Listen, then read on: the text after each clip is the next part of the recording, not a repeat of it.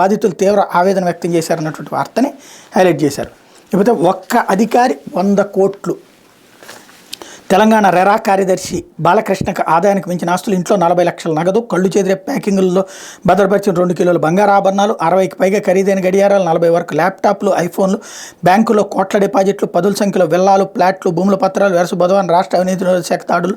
Telangana real estate regulatory authority RERA కార్యదర్శి yes బాలకృష్ణకు సంబంధించి 100 కోట్లకు పైగా ఆదాయానికి మించిన ఆస్తులు బయటపడ్డాయి. బాలకృష్ణపై ఆదాయానికి మించిన ఆస్తులు కేసు నమోదు చేసిన అనిషా బుధవారం తెల్లవారుజామున 14 బృందాల రంగంలోకి దించింది. హైదరాబాద్ మణికొండ, పుప్పాలగూడలోని ఆదిత్య పోర్ట్ ఫ్లూ విల్లాలోని అతని నివాసంతో పాటు బంధువులు, సన్నిహితులు, ఇళ్ళు, కార్యాలయాల్లో అనిషా బృందాలు రాత్రి వరకు సోదాలు నిర్వహించాయి. ఇంట్లోని బీరువాల్లో 500, 200, 100 నోట్ల కట్టలు పెద్ద ఎత్తున లభ్యం కావడంతో వాటిని లెక్కించేందుకు కౌంటింగ్ మిషన్లు తీసుకురావాల్సి వచ్చింది. బుధవారం రాత్రి వరకు లెక్కించిన నగదు 40 లక్షలుగా గుర్తించారు. ప్రస్తుతం అనిషా సేకరించిన సమాచారం ప్రకారం ఆదాయానికి మించిన ఆస్తుల విలువ బహిరంగ మార్కెట్లో సుమారు 100 కోట్లు ఉంటుందని అంచనా అన్నటువంటి వార్తని హైలైట్ చేశారు. ఇకపోతే సాక్షి అంతరాలపై